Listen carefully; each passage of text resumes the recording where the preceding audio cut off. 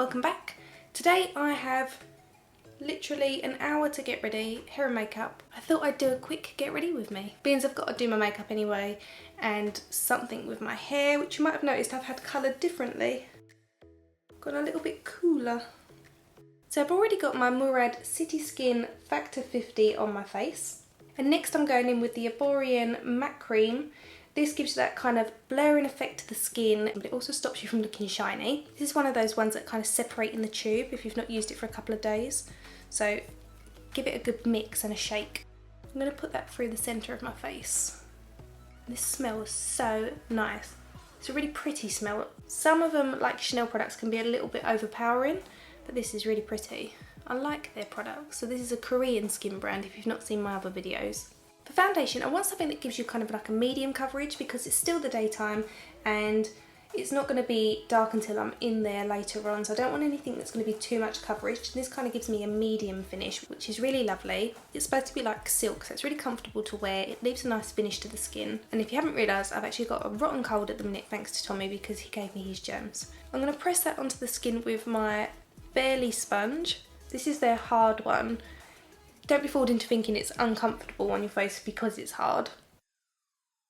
It's just a bit more solid, but I like that because you don't lose as much of the product in the sponge. The shade I'm using is 6.5. I'm going to use that through the centre of the face and then mix in a tiny bit of 7.5 to go around the circumference of my face because we are normally a little bit darker around that area because the sun hits the high points of the face. I'm going to layer it a couple of times just so that it looks a bit more flawless to give me a little bit more coverage. So I'm taking a tiny bit of 7.5 and working that around the hairline. It's going to be barely visible in terms of different shade, but it just helps to make the face look less flat when you're going for a natural finish to the skin. It isn't a necessity because you can just put bronzer on. It's just something I like to do, and I have the two shades available, so I might as well make use of them. You can take it down your neck. I would advise taking it down your jaw and fading it onto your neck, but if you don't want to get too much product on your skin when it's a light coverage, you can just wear a bronzer on your neck and it will match. The one I'm using at the moment is the one I've been using recently in all my tutorials, and it's the matte bronzer by Too Faced, and it's the chocolate Soleil. They do this in a dark one. They've got milk chocolate and dark chocolate. I'm not sure if there's a lighter one. It's really pleasant to use because it smells like chocolate. Don't forget to take it over your ears, and if you've got earrings in, don't forget to dust them off as well because there's nothing worse than having makeup sitting on your earrings. I'm going to apply a tiny bit of concealer under my eyes just to make me feel a bit more awake, like I'm more alive than I feel. So I'm going to take the Benefit Fake Up. I can't remember if this has got a new name or not. It will probably be something else and I will list it below for you. This is the one where you've got the concealer in the centre and the product around the edge stops it from creasing, and it really is good. So pop it onto the inner corners here where we get that kind of bluing effect. If yours is super blue, you can use something like an orangey kind of peachy tone in there, which will knock back the blues. And it won't look so peachy because the blue underneath will neutralise it. Complementary colours will neutralise each other, same as if you put green on red, it shouldn't look green because the red will stop the green looking green and the green will stop the red looking red. You can then cover with foundation or your concealer. That's why when I see those videos of people on Instagram and YouTube applying bright orange under their eyes and then they put their concealer on top, I can still see that orange coming through. It doesn't make sense. The idea is to use the colour wheel as a guide. Complementary colours are supposed to neutralise each other. That's the point of them. You don't then see orange on your face or you don't see yellow on your face. It neutralises the tone that's underneath and they both cancel each other out. I am booked in to go for a consultation about my pigmentation. I asked you guys in a previous tutorial if you wanted to come with me, so I'm going to do that on the 4th of October when I get back from holiday.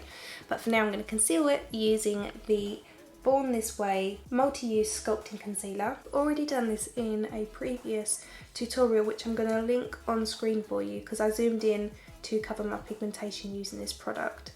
So I will link that on there for you and you can see this up close.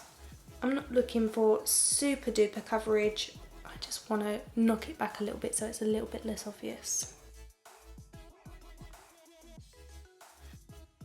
So that's just a real light coverage on top of my pigmentation to knock it back a little bit. To set my skin, I'm going to use the MAC Mineralize Skinfinish Natural in Medium Plus. And I'm going to use my NYX 03 makeup brush to push that onto the skin. And because I am oily through the centre of my face, I don't always set my skin.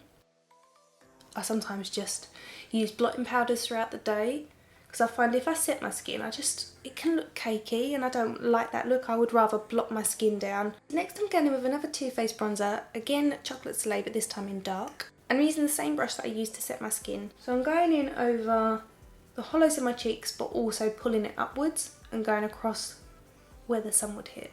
Use a really light hand and just dust it in circular motions. Also stretch your face like this. You'll look silly, but it's a good way to get it over the skin nice and smoothly.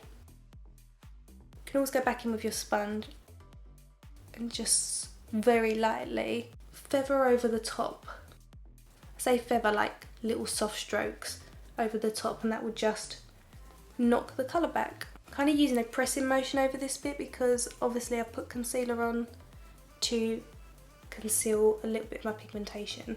I don't want to disturb that, so by using a patting motion we're distributing the colour evenly but without having to kind of disturb the base.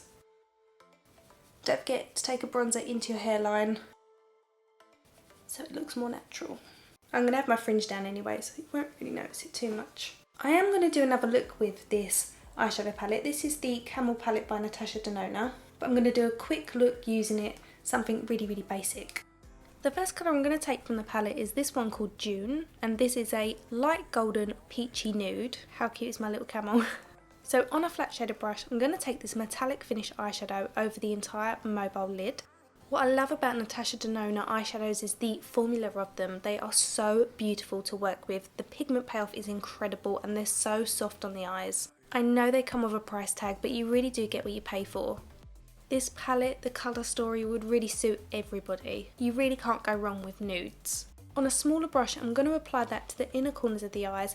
Layering this is going to make it a little bit more intense and also make it more of a focal point, drawing light to the centre of your face. The next colour I'm using is called Safari, and this is described as a medium dusty ochre shade. It's a matte finish, and we're going to use this on a small crease brush to work that through the socket and define the outer C shape. I'm layering this up twice, and then each time I'm concentrating the colour on the crease itself and then very softly pulling the colour upwards towards the eyebrow. We're now going to turn that C shape into a bit more of a V shape, and the way we're going to do this is to pull that colour on the outer edge down towards the lash line. A little tip is to tap off the excess eyeshadow from your brush before you do this, that way it's not going to be too dark. Then use what's left on the brush to pull the colour outwards to smoke it out softly and up towards the brow bone. I'm going in with a clean blending brush to work that over the entire eyeshadow look. This just ensures that all my edges are beautifully blended and everything looks soft. The next colour I'm taking in the palette is called Arosto, and this is a dark brown with a yellow undertone, and it's a matte finish. I'm using the same brush to apply it, and I'm using this colour to deepen the shade that we've already applied, keeping it a little bit lower than the first shade. Then with what's left on the bristles, we're going to pull that through the socket towards the inner corner of the eye. I'm also using the same brush and same colour to take that underneath the lower lashes and making sure we connect that with the outer corner of the top lid, and I'm doing this in a very light wash of colour. And once again go back in with your clean blending brush to soften all the new edges. Now I'm going in with my Black to Earth pencil, which I use a lot. This is so good, it's by Zoeva and it's super affordable. Pressing my finger against my temple, I'm stretching the skin so I can run the liner close to the lash line on that outer third. Then I'm going in with a small dense brush, and I'm going to use this to work it backwards and forwards over the eyeliner, pulling it out towards the outer corner and smudging it towards the inner lash line. Doing this is softening the appearance of that eyeliner, and it's giving it more of a smoky feel.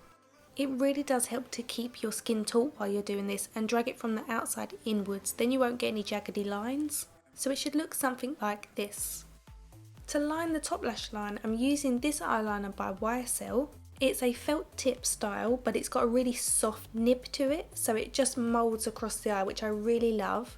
And it makes lining your eyes so much easier. So I'm taking it all the way across, and then at the outer corner I'm turning the nib around and pulling it back on itself again to create that smooth, crisp finish to our eyeliner.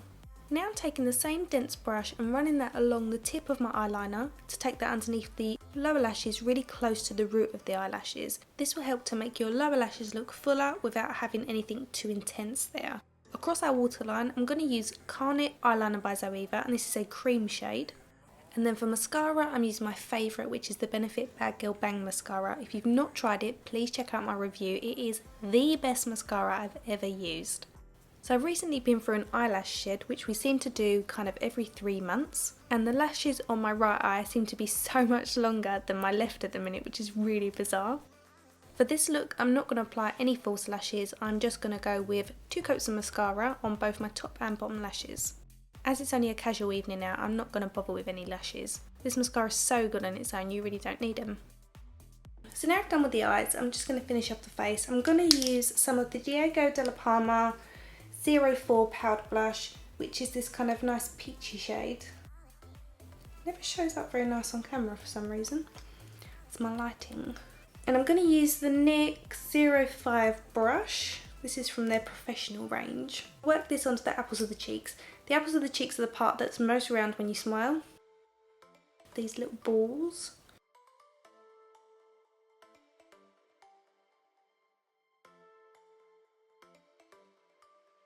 So this is a matte blush and it's really nice and kind of soft, so it doesn't deposit too much colour onto your skin in one go, which allows you to build it up. These ones that are so super pigmented, they're a little bit scary to use because if you put too much on, it's really hard to kind of knock it all back. I prefer ones that are a little bit less intense that you can kind of build up to what you're happy with. Lip wise, I'm going to keep it nude. I've got the new MAC and Jamie Genevieve lipstick, which is a really pretty nude. I've not used this yet, so see how it looks.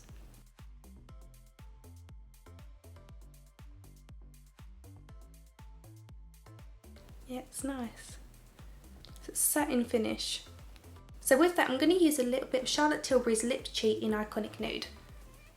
Only because it's quite nude, and this one is a lovely nude shade.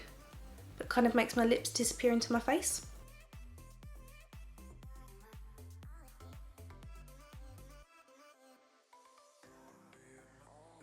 I love this pencil because it's so subtle.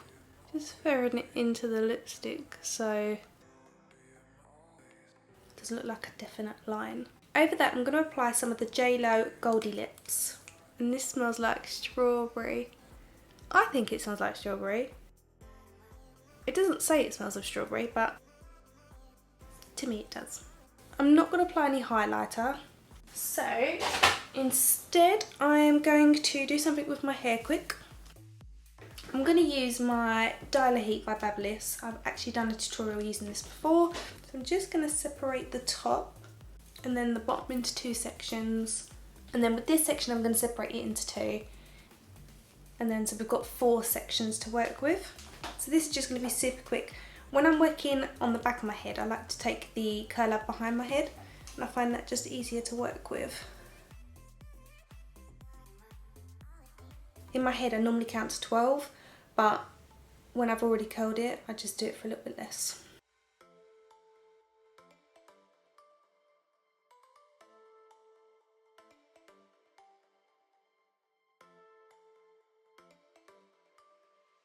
Sometimes I like to leave the ends out and only do those for a couple of seconds. But that's the weakest part of your hair, so you don't want to overcook it. Let's take another section down. I do it in 3 sections. So to see a more detailed tutorial of how I do my hair, just check out my loose curls tutorial. So tonight we're going to see Kevin Hart, and I'm going with Tommy, Billy and Jack. If you've seen any of my creative tutorials, you know who Billy and Jack are. They're twins, they are Tommy's younger brothers. Which, by the way, are both single and have their own channel, so go and check it out. If you're into gaming anyway. And then this top section I just take down as 1. I part it down the centre and I curl on the centre, and then I can just flick it over. If you want super smooth hair, then just brush your hair first, but I just like it to kind of be a bit rough and ready. I like it to be too smooth. With my fringe, I just gently curl it around the tongue, move it kind of backwards and forwards. and then I only keep it on there for a couple of seconds so it gets a little wave in it. Wave. Ta-da! And I am almost good to go. Last little thing to do is just set my face, and I'm going to use the Too Faced Peach Mist. It's my favourite one because it smells incredible. But the annoying thing is, you spray it once and it stays down. So you have to do that every time. Do any of yours do that? Okay. Good to go.